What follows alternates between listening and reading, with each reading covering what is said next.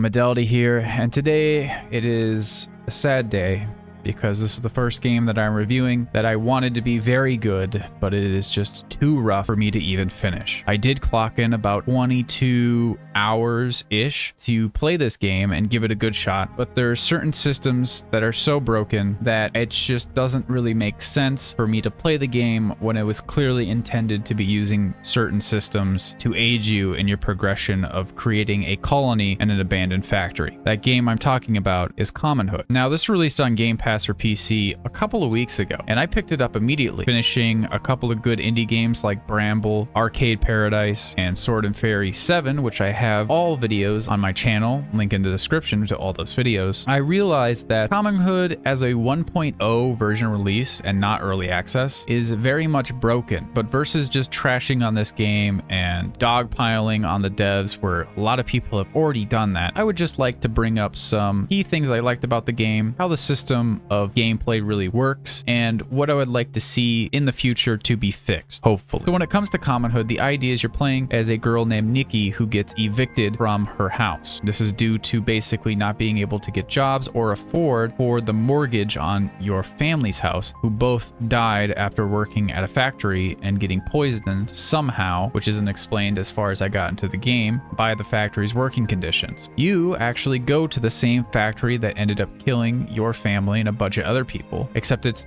been overgrown and it's lush and it's teeming with life. You meet other people that are homeless as well, and you start a little community, building chairs, for an example, to make money in a very interesting building system. One that isn't just you get the pieces of wood, you produce them from workbenches, and then you can build the item, but getting the pieces of item and then manually with mouse and keyboard dragging each individual piece to the right length to actually build the chair.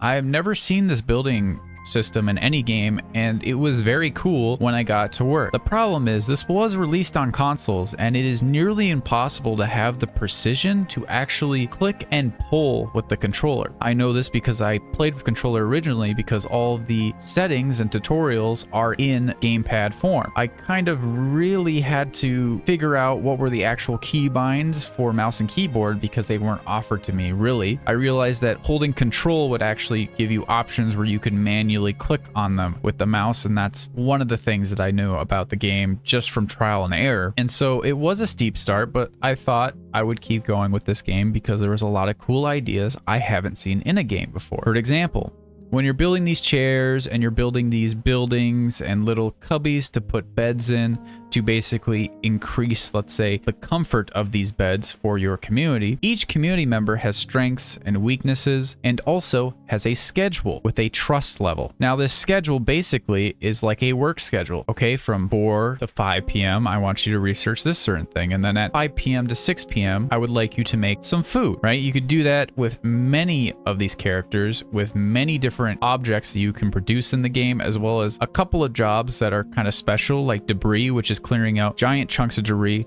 that are around the factory, which gives you resources to build more stuff, and also automated farming if it was working. See, one of the first problems I had without not just being building was the farming. Now, the farming was working pretty well, and I never moved from the base area. So you explore future areas of the factory, and that opens up newer areas you can build stuff to. But then we hit the problem of that the farming in my one base area just broke. No one's farming anything, and it's kind of sad, to be honest, that it was going so well to the point where I had over 1,000 food, and now they're not producing anything. I'm curious if this is because I have too much food or if it actually did break. And what I'm hearing from a lot of people is that the farming does just immediately break. May that be not getting water from the water tank and filling up the empty water bottles that you can find throughout the factory. It became apparent when more bugs even started coming up on top of that. Just for production's sake, some AI and NPCs would just be walking into walls. They wouldn't actually be doing their job. The most concrete job I've seen that works day in and day out was the research, where they go to a book or a chair and they read that book and chair and do research and aid you in basically something that enables you to get more in the tech tree, as well as speed up time, which is very useful when it comes to just building resources or trying to skip to the next day to cause an event to happen. But realistically, when you have these systems of, okay, you have a trader named Alcott whatnot, and you can, use the chairs and sell it to him to get items to build more stuff or to get gasoline to power the generators that are for all these workbenches that you have to build, which are many. And there was many, many more I still hadn't built in the game of just workbenches upon workbenches. The idea that you would have to make a bed in every section of this game, map-wise, because some sections you will not be able to actually go to bed and escape, and you'll pass out at about 11 p.m. You get tired at 9. It ends up being you have to make settlements in each individual zone or packing up and going to the fourth, and the idea that you couldn't just have blueprints or something where you could move everything in a huge bulk area, right? Like a huge blueprint, and move it to this next section to give progression, a thing that is quicker and faster, results in just a lot of time being wasted pretty much, right? And when the time is being wasted and you're not progressing, it is not fun for the player. If they make things like, let's say, fixing basic systems in the game, adding blueprints that you can make custom-wise, which I know you can make custom blueprints, but it's not at the level it should be when it comes intuitively to a player, as well as not being able to make blueprints by tagging a bunch of these squares that have buildings that you've built already in them and moving them into the future areas due to quest items being behind, let's say, an elevator. It ends up being you having to go back and forth huge areas over and over again to do quests, and realistically it just stopped being fun for me when it became too laborious and tedious. But with that,